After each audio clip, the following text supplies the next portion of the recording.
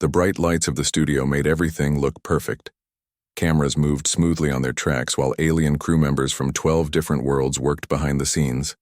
The Galactic Tonight logo sparkled in gold letters above the main stage where two comfortable chairs waited. Jake Morrison adjusted his expensive suit and checked his reflection in the monitor.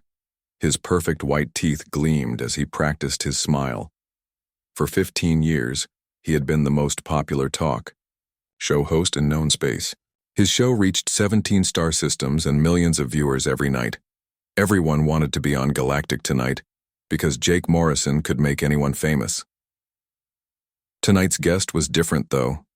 John Rivers sat quietly in the guest chair, looking completely out of place.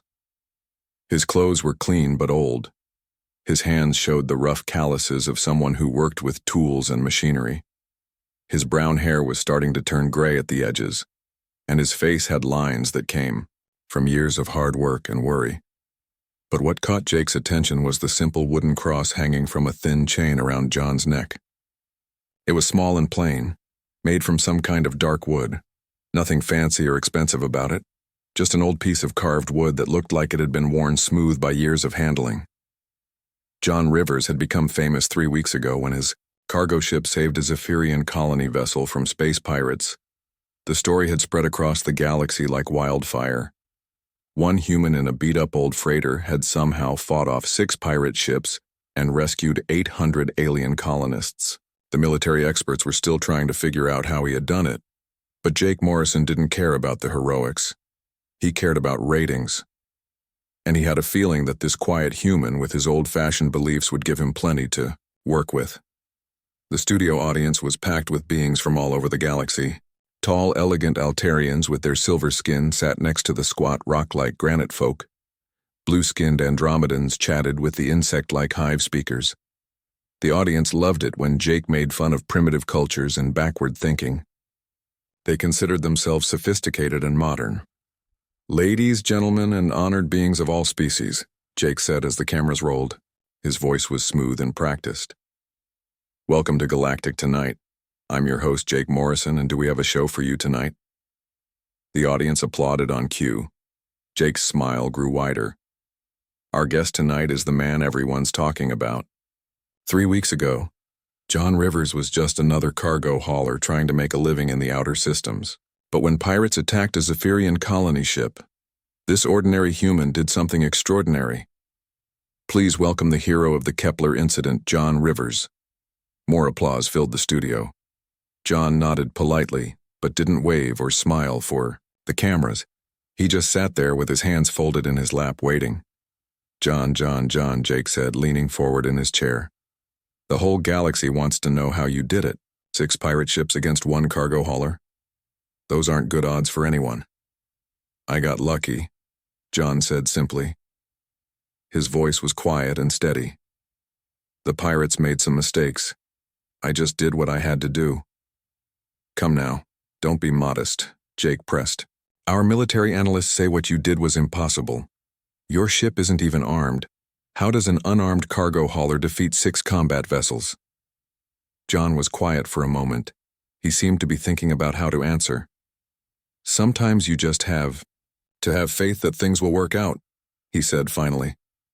That was when Jake's eyes fixed on the wooden cross. He had been waiting for an opening like this.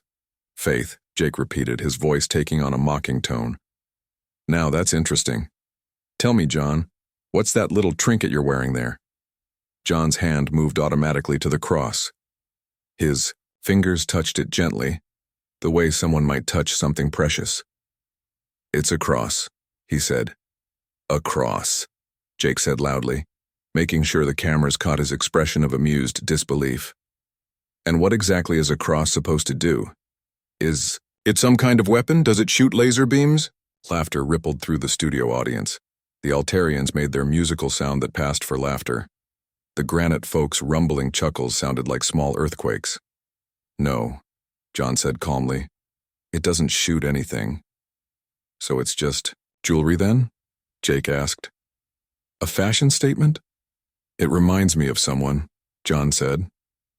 Jake leaned back in his chair, clearly enjoying himself. "Someone important, I assume?" A famous warrior? A great scientist? One of the legendary star captains, perhaps? A carpenter, John said. The studio fell quiet for a moment. Then Jake burst out laughing, and the audience followed his lead. The laughter was loud and mean. A carpenter?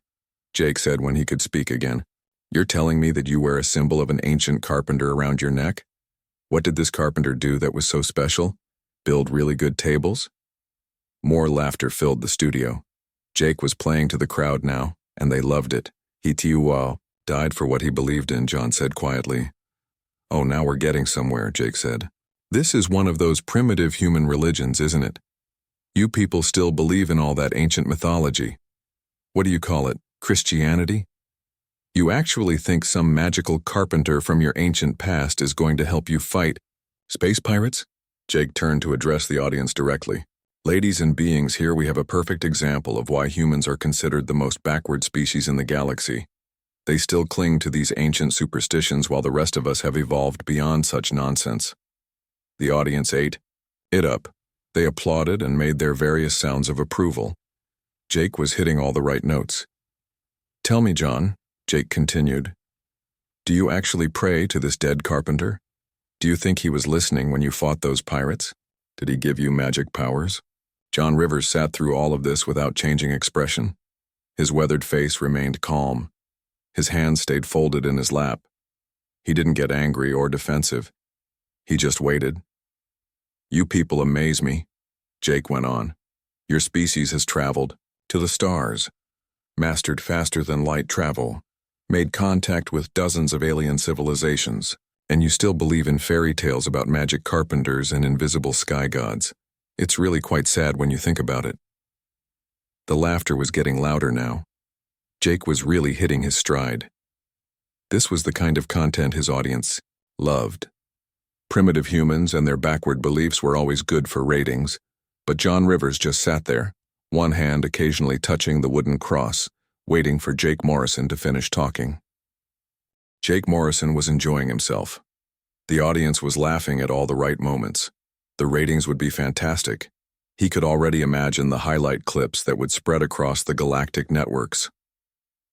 Famous host destroys primitive. Human beliefs would trend for weeks. But then something unexpected happened. John Rivers smiled.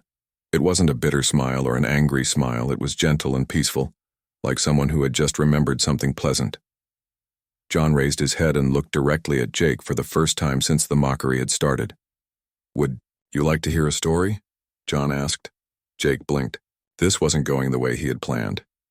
Guests were supposed to get angry when he made fun of them. They were supposed to argue and defend themselves. That made for good television. But John Rivers just sat there smiling like he was talking to an old friend. A story? Jake said, trying to keep his mocking tone. What kind of story? Another fairy tale about your magic carpenter? No, John said. A story about my grandfather. The studio audience quieted down. They sensed something different happening, though they weren't sure what. Jake looked around uncertainly. He was losing control of the situation and he didn't like it. Your grandfather, Jake said slowly. I suppose he was a carpenter too. He was, John said. His voice was still quiet, but now it carried something else. Warmth, love, memory. His name was Bill Rivers. He lived in a small town on Earth called Cedar Falls. Population maybe 3,000 people on a good day. Jake tried to interrupt, but John kept talking. His voice was steady and calm, and somehow it filled the whole studio. Grandpa Bill had a workshop behind his house. It smelled like sawdust and wood stain and the coffee he always kept brewing, on an old hot plate. He could build anything with his hands. Tables, chairs, cabinets, houses. He built half the town, actually. John's fingers touched the cross again, gently. But the thing about Grandpa Bill wasn't what he built. It was why he built it. See, there was this family in town, the Johnsons. They had 5 kids and not much money. Their house was falling apart and they couldn't afford to fix it. Winter was coming, and they were going to freeze. The studio was completely quiet now. Even the camera operators had stopped moving. Grandpa Bill showed up at their house one morning with his tools and a truck full of lumber. Didn't ask for permission. Didn't make a big deal about it. Just started fixing their roof. Took him 3 weeks, working every evening after his regular job. Never asked for a penny. John looked around the studio, meeting the eyes of beings from different worlds. Mrs. Johnson asked him why he did it. You know what he told her? He said that carpenter he followed, the one who died on a cross. That carpenter taught him that love isn't just a feeling. Love is what you do when nobody's watching and nobody's going to thank you for it. Jake tried to jump back in. That's a nice story, but what does it have to do with anything? Your grandfather fixed a roof. So what? John turned to look at Jake directly. There was no anger in his eyes, just a kind of sad understanding. Grandpa Bill made this cross for me, John said, holding up the wooden pendant. Carved it himself, from a piece of oak that grew in his backyard. He gave it to me when I left Earth to work the cargo routes. Told me it wasn't magic. Told me it wouldn't make me stronger or faster or smarter. Then what's the point? Jake asked. It reminds me, John said simply. Every time I look at it, I remember what Grandpa Bill taught me. That every living being matters. That sometimes the right thing to do is the hard thing to do. That being strong doesn't mean hurting people. Being strong means helping people, even when they can't help you back. Jake was getting frustrated. This wasn't going at all like he had planned. That's all very touching, he said. But we're talking about space combat here. You fought 6 pirate ships. What did your grandfather's philosophy have to do with that? John was quiet for a moment. Then he said, those pirates had taken hostages. 800 Zephyrian colonists, including children. The pirates were going to sell them as slaves if they didn't get ransom money. The audience shifted uncomfortably. Slavery was illegal throughout the galaxy, but everyone knew it still happened in the outer systems. The military was 3 days away, John continued. By the time they arrived, those colonists would have been scattered across a dozen black market worlds. We'd never have found them. So you decided to play hero, Jake said. No, John said. I decided to do what needed doing. See, those pirates weren't expecting a fight from a cargo hauler. They thought I'd run away. Most people would have. It would have been the smart thing to do. John touched the cross again. But I kept thinking about what Grandpa Bill would say. He'd say those Zephyrian children had mamas and papas who loved them. He'd say it didn't matter that they weren't human. He'd say that if you can help and you don't help, then you're not really living up to what that cross means. Jake tried one more time to regain control. But you could have died. You risked your life for strangers from another species. That's not logical. John smiled again. That same gentle smile. Jake, he said, you've been making fun of my faith for the last 10 minutes, calling it primitive and backward. But let me ask you something. What do you believe in? The question hung in the air like a challenge. Jake opened his mouth to answer, then closed it again. I mean, really believe in, John continued. Not your career or your fame or your ratings. What would you die for? What would you risk everything to protect? Jake Morrison, the most famous talk show host in 17 star systems, sat there unable to answer. See, that's what faith really is, John said. It's not about magic or miracles or getting special powers. It's about believing that love matters more than fear. It's about believing that doing the right thing is worth doing even when it's hard, even when it costs you something. John started to stand up. Thanks for having me on your show, Jake. I hope your audience got what they came for. But before John could leave his chair, alarms started blaring throughout the studio. Red emergency. Lights flashed on every wall. The studio's communication system crackled to life with an urgent message that would change everything. Emergency broadcast to all ships and stations. This is Galactic Rescue Command. We have a code black situation in the Maelstrom Nebula. The passenger liner Stellar Paradise is breaking apart with over 3,000 souls on board. All available. Vessels respond immediately. Repeat, code black emergency in the Maelstrom Nebula. The studio fell completely silent. Everyone knew what code black meant. It meant people were going to die, and there might not be anything anyone could do to stop it. The emergency message kept repeating.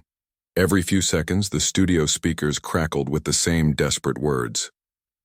Code Black emergency in the Maelstrom Nebula. Passenger liner Stellar Paradise breaking apart. Over 3,000 souls on board. Jake Morrison sat frozen in his chair. The cameras were still rolling, but he had no idea what to say. This wasn't part of the show. This was real. Somewhere out in space, thousands of people were about to die. The studio audience was silent. The alien beings from different worlds all understood what they were hearing. The Maelstrom Nebula was famous throughout the galaxy, but not for good reasons. It was a place where ships went to disappear forever. John Rivers stood up slowly. His face had changed completely. The gentle smile was gone, replaced by something harder and more focused. He looked like a man who was already making calculations in his head. "Jake," John said, "I need to go." "Go?" Jake blinked. "Go where? We're in the middle of a show." "People are dying," John said simply. He was already walking toward the studio. "Exit." Jake jumped up from his chair. The cameras followed him as he hurried after John. Wait, you can't just leave." "This is live television." John stopped and turned around. "Jake, did you hear that message? 3,000 people are about to die in the Maelstrom Nebula. Every second we waste talking is a second closer to them being gone forever." "But that's not your problem," Jake said. "The military will handle it. That's what they're for." John shook his head. "The military can't get there in time. Their closest ships are at least 6 hours away, maybe more." "Then it's hopeless," Jake said. "If the military can't help them, what can anyone do?" John was quiet for a moment. Then he said, "Maybe nothing, but I have to try." Jake grabbed John's arm. "Are you insane? The Maelstrom Nebula is a death trap. The energy storms in there tear ships apart. The gravity fields are so twisted that navigation is impossible. Even if you could get there, you'd just die with everyone else." "Maybe," John said. He gently pulled his arm free. "But maybe not." Jake's eyes were wild. He could see his perfect show falling apart.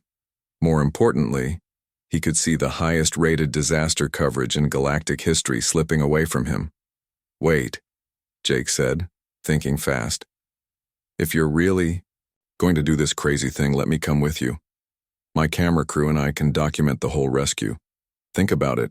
Live coverage of the biggest space disaster in decades. It would be incredible television." John looked at Jake for a long moment.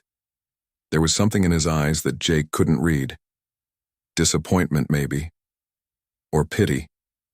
"No," John said. "This isn't about television." He started walking toward the exit again, but Jake wasn't giving up. "John, be reasonable. You're talking about flying into the most dangerous region of space in the galaxy. Your ship is just a cargo hauler. It's not designed for rescue operations.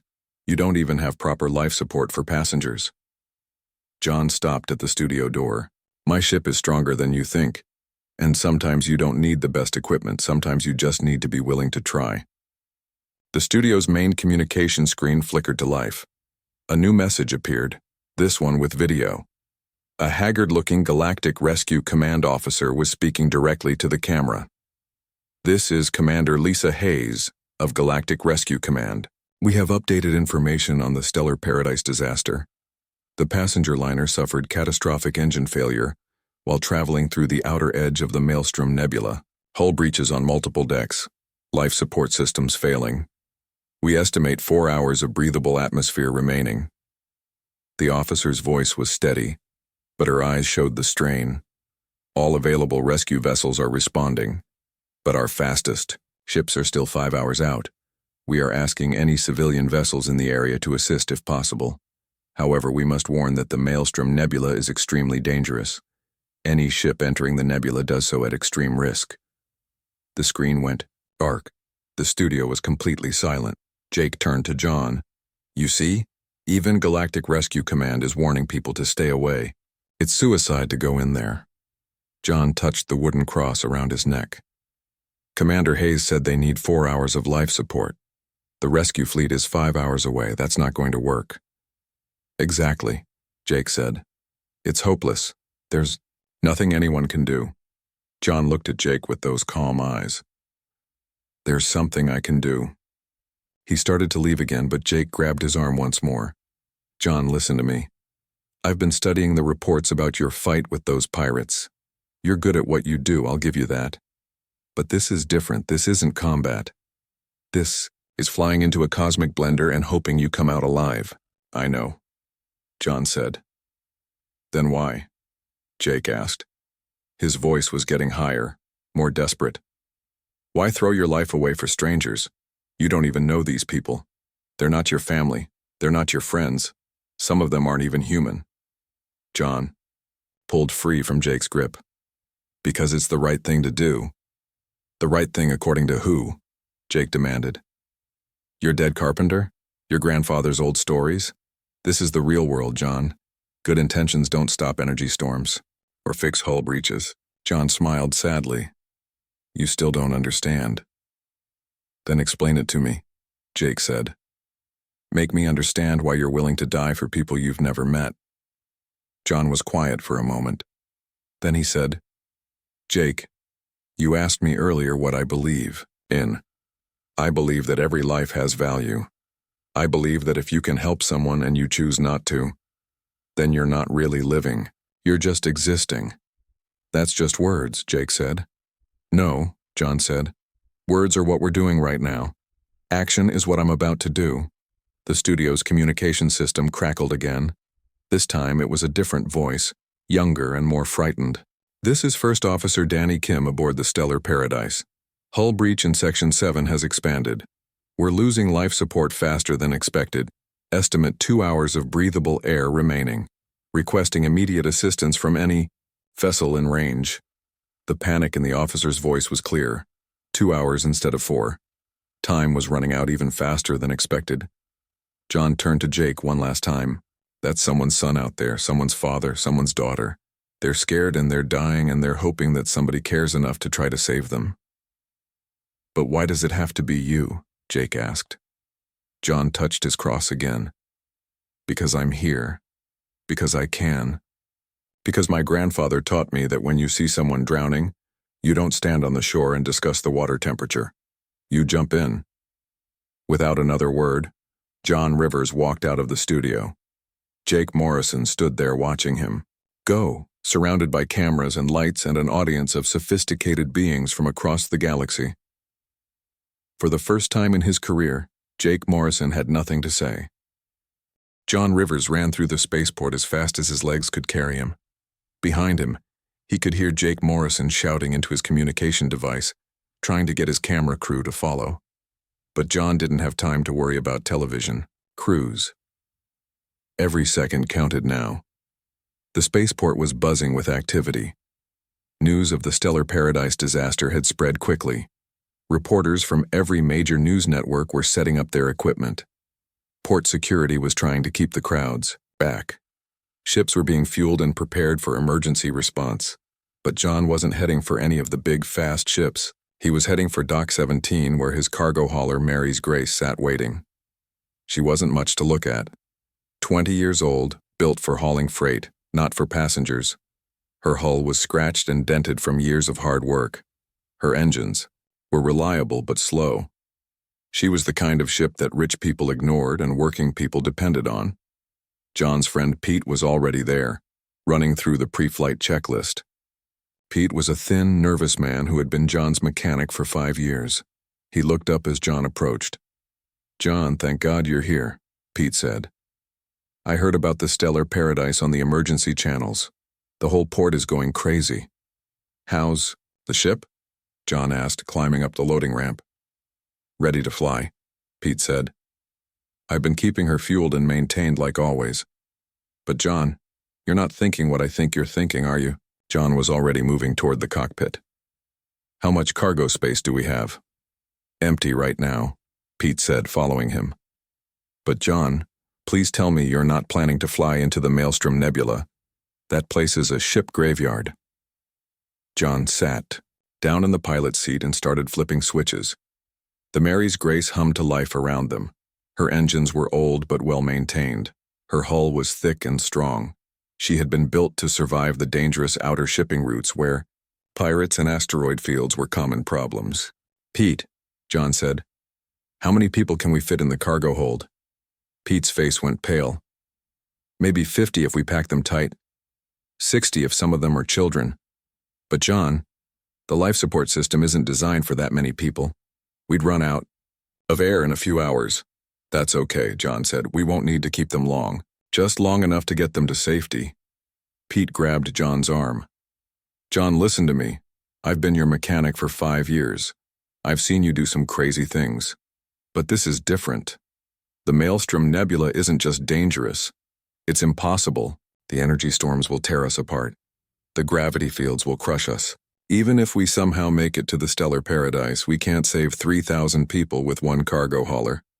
John looked at Pete with those calm eyes. We can't save all of them, but we can save some of them. Some of them, Pete repeated. You're willing to die to save some of them. Pete, John said, what if it was your family on that ship? What if it was your wife or your kids? Would you want someone to try? Pete was quiet for a moment. Then he sighed and started helping with the pre-flight sequence. You're crazy, John Rivers, but I've been crazy right along with you for 5 years. I'm not stopping now. John smiled. You don't have to come with me, Pete. This is dangerous. I know, Pete said. That's why you need me. Someone has to keep this old ship running while you're playing hero. The Mary's Grace lifted off from the spaceport 10 minutes later. As they climbed toward space, John could see other ships preparing to launch. But most of them were news vessels and supply ships. The military response fleet was still hours away. John, Pete said from the co-pilot seat, I'm reading the navigation charts for the Maelstrom Nebula. This is worse than I thought. The energy storms move in patterns, but they're not predictable. The gravity fields shift every few minutes, and the communication interference means we'll be flying blind once we get in there. I know, John said.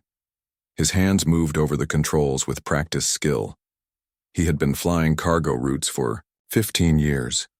He knew his ship better than most people knew their own homes. Then how are we going to find the stellar paradise? Pete asked.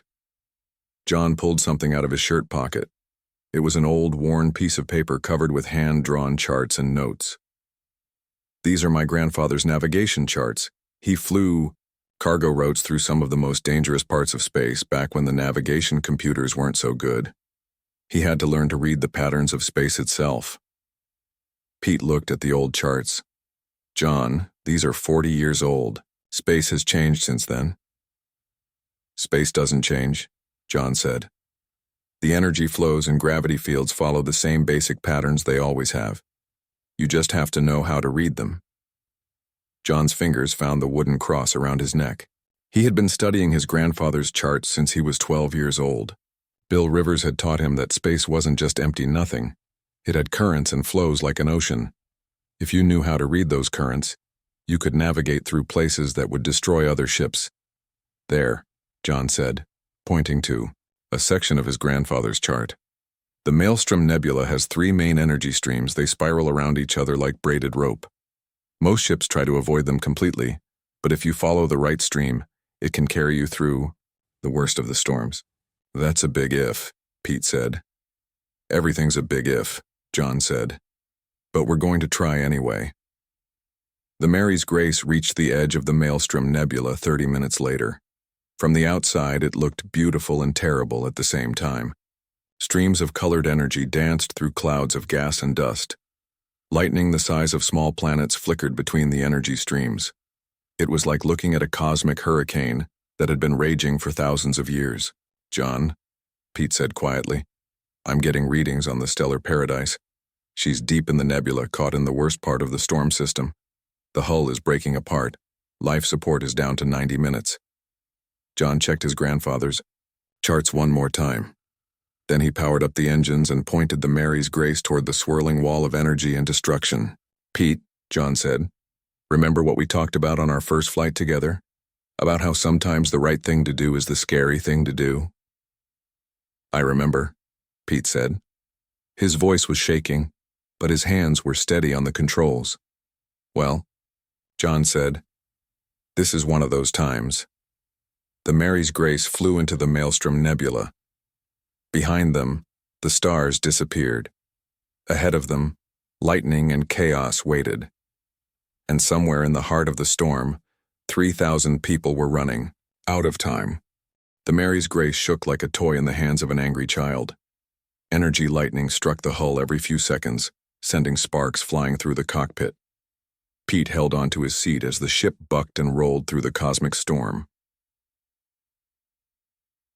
Hull, temperature rising, Pete shouted over the noise. The energy streams are cooking us alive. John's hands never left the controls. His eyes were fixed on his grandfather's charts, then on the instruments, then back to the charts. He was following patterns that most pilots couldn't even see. There, John said, pointing ahead. See that spiral of blue energy? That's our highway through this mess. Pete squinted through the lightning and chaos. All he could see was death, in every direction. John, that doesn't look like a highway. That looks like a blender. Trust me, John said. He turned the ship into the spiral of blue energy. Suddenly, the shaking stopped.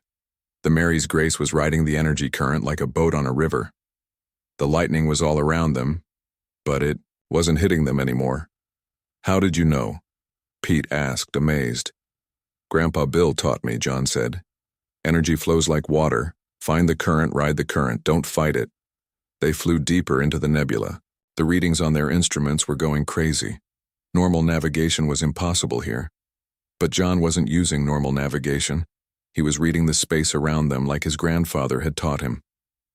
Contact, Pete said suddenly. I'm getting a signal from the stellar paradise. She's about 2 kilometers ahead. John looked through the front window. At first, all he could see were the swirling colors of the energy storm. Then, through a gap in the lightning, he saw it. The stellar paradise was huge. She was designed to carry luxury passengers between star systems in comfort and style. But now she was dying. Half her hull was torn open. Debris floated around her like metal snow. Emergency lights flickered weakly along her remaining hull sections. Dear God, Pete whispered. John was already switching to the emergency communication channel. Stellar Paradise, this is cargo vessel Mary's Grace. We're here to help. A voice crackled through the static. It was young and scared. Mary's Grace, this is First Officer Danny Kim. Thank God someone made it through. We have critical hull breaches on decks 4 through 8. Life support is down to 45 minutes. We have 3,200 people on board. John's heart sank. 3,200 people. His ship could carry maybe 60 at most. Danny, John said, we're going to get you out of there. How many can you evacuate at once? Our escape pods are all damaged, Danny said. We've got maybe a dozen shuttles left, but they can't fly in these energy storms. The interference scrambles. Their navigation systems, John thought fast. His ship was old and simple. It didn't rely on fancy computers for navigation. That meant it could fly in conditions that would cripple newer ships. Danny, can you get people to your shuttle bays? Yes, but our shuttles can't launch. They'll be torn apart the moment they leave the ship. They don't need to fly, John said. They just need to carry people. I'll do the flying. Pete looked at John like he was crazy. John, what are you thinking? I'm thinking we're going to dock with their shuttle bay and load as many people as we can carry, John said. Then we're going to fly them out of here and come back for more. Come back? Pete said. John, we barely made it through this storm. Once. You want to fly back and forth through this nightmare? As many times as it takes, John said. John maneuvered the Mary's Grace toward the Stellar Paradise's main shuttle bay. The big ship was rolling and spinning in the energy currents. Docking with it would be like trying to thread a needle during an earthquake. Hull breach in Section 12, Danny's voice crackled over the radio. We're losing atmosphere fast. Maybe 30 minutes of air left. John gritted his teeth and brought his ship closer. The energy lightning was getting worse. Each bolt that hit them was draining power from their systems. Pete, can you give me more power to the maneuvering thrusters? I'm trying, Pete said, working frantically at his console. But these energy storms are interfering with everything. We're flying on backup power already. John brought the Mary's Grace right up against the Stellar Paradise's shuttle bay. The two ships were both being tossed around by the energy currents, but John matched their movements perfectly. Docking clamps engaged, Pete said. We're connected. Shuttle bay doors opened and John got his first look at the people they were trying to save. The bay was packed with frightened beings from a dozen different worlds. Families held each other tight. Children cried. Old people sat quietly, resigned to their fate. But when they saw the Mary's Grace, hope flickered in their eyes. "Okay, people," John said over the communication system. "We can take about 50 of you on this trip. Children and elderly first. Anyone who's injured. We'll be back for the rest." A tall alien with blue skin stepped forward. It was a female Andromedan, and she was holding a small child. "Please," she said, "take my daughter. I'll wait for the next trip." John felt his chest tighten. "Ma'am, we're taking you both. Families stay together." They loaded 53 people into the Mary's Grace's cargo hold. It was cramped and uncomfortable, but everyone fit.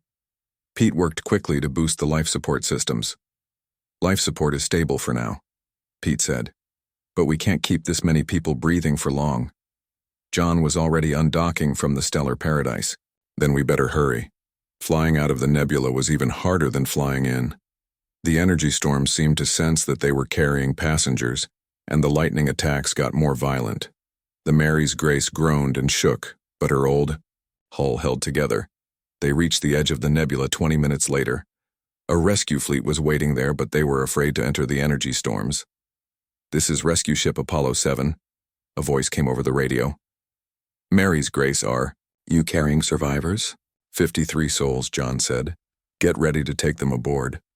They transferred the passengers quickly. John watched as families reunited with relief and joy. The small Andromedan girl waved at him through the window of the rescue ship. "John," Pete said quietly, "that was incredible. You saved 50 people." John was already turning the Mary's Grace back toward the nebula. 50 down. 3,000 to go." "What?" Pete said. "John, you can't be serious. We barely made it out alive." "Danny, so they have 30 minutes of air left," John said.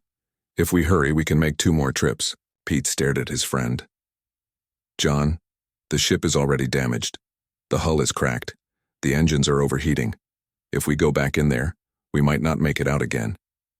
John touched the wooden cross around his neck. He thought about his grandfather, building houses for people who couldn't pay. He thought about the Andromedan mother who was willing to die so her daughter could live. "Then we better make each trip count," John said. The Mary's Grace flew back into the Maelstrom Nebula. Behind them, the rescue fleet watched in amazement and fear. Ahead of them, thousands of people were still waiting to be saved. And somewhere in the heart of the cosmic storm, time was running out. The Mary's Grace shuddered as another energy bolt tore through her hull. Sparks flew from the control panels. Warning lights flashed red throughout the cockpit. Pete was working frantically to keep the engines running, but they were failing fast. "John, we've got major hull damage," Pete shouted. "The navigation system is completely dead. Life support is running on emergency power only." John didn't answer. His eyes were fixed on his grandfather's charts, trying to navigate through the storm by instinct and memory. The Mary's Grace had made 2 more trips into the nebula. They had saved another 112 people.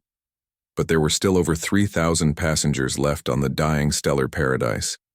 "Danny," John called over the radio, "how much time do you have left?" The young officer's voice was barely a whisper. "Maybe 10 minutes of breathable air. The hull breaches are getting worse. We're losing people to explosive decompression." John's heart was breaking. Even if he could make 10 more trips, there wasn't enough time.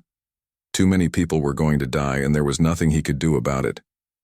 "John," Pete said quietly, "we have to face facts. Our ship is falling apart. We can maybe make one more trip before the engines give out completely.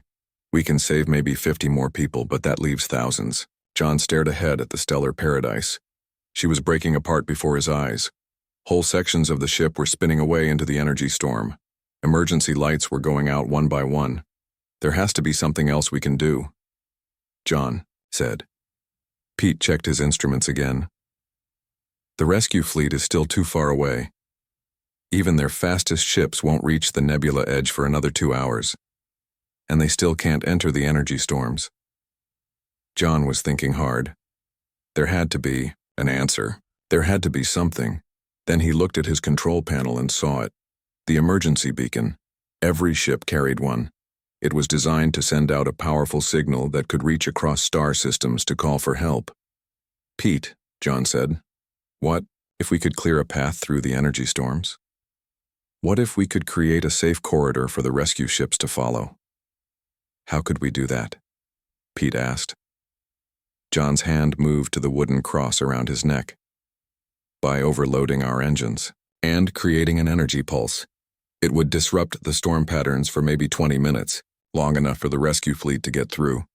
Pete went pale. "John, overloading the engines would destroy our ship. We'd be killed instantly." "Not if we use the escape pod," John said. "Our escape pod is damaged," Pete said. "It can barely carry 2 people, and its navigation system is completely fried. We'd be floating helpless in the middle of an energy storm." John was quiet for a moment. Then he said, "Pete, how many people can the rescue fleet save if they can get through?" "All of them," Pete said slowly.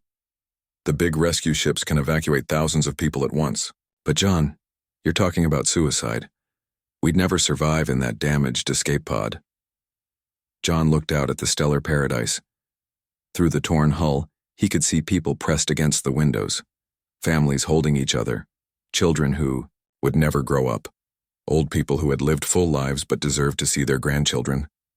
"Maybe we would survive," John said. "Maybe we wouldn't. But 3,000 people would definitely live." Pete stared at his friend. "John, think about what you're saying. You're willing to die for strangers, people you've never met." "They're not strangers," John said. "They're people, and people matter." John started setting up the engine overload sequence. His hands moved quickly over the controls. He had never done this before, but he understood the principles. The Mary's Grace would become a giant bomb, creating an energy pulse that would clear the storm. "John, stop," Pete said. "There has to be another way."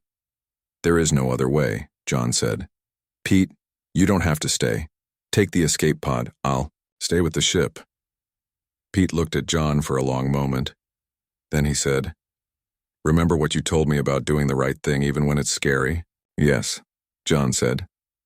"Well, the right thing is for friends to stick together," Pete said. "If you're staying, I'm staying." John smiled. "Thank you, Pete."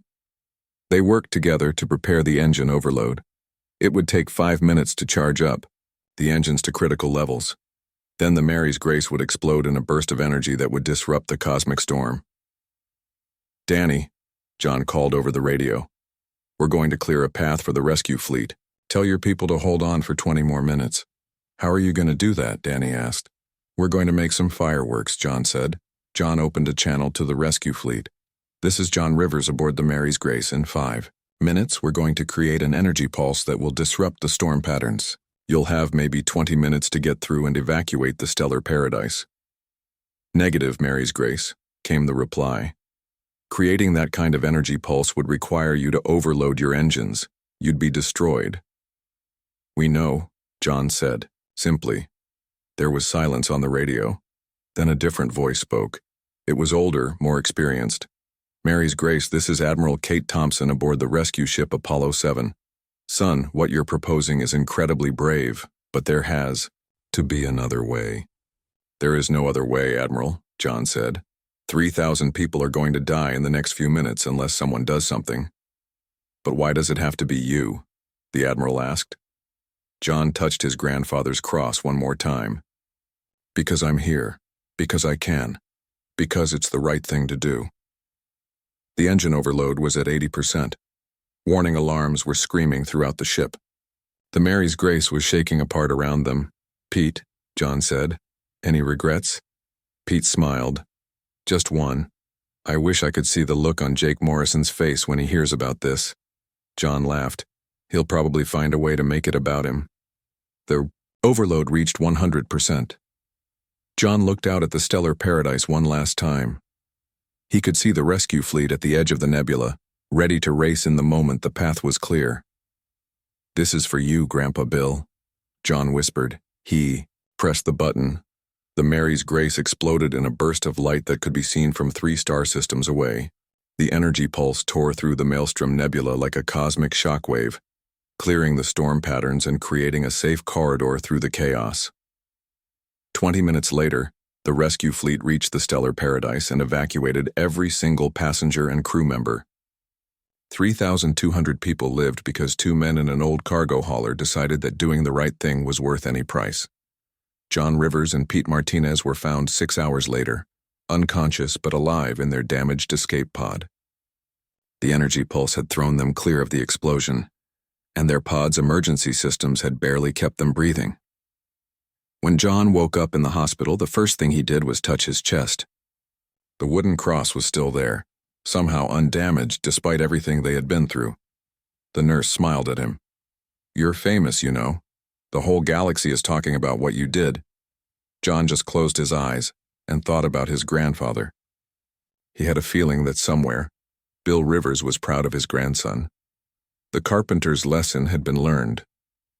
Love wasn't just a feeling. Love was what you did when nobody was watching, and nobody was going to thank you for it. But sometimes, if you were very lucky, everybody was watching, and everybody was grateful.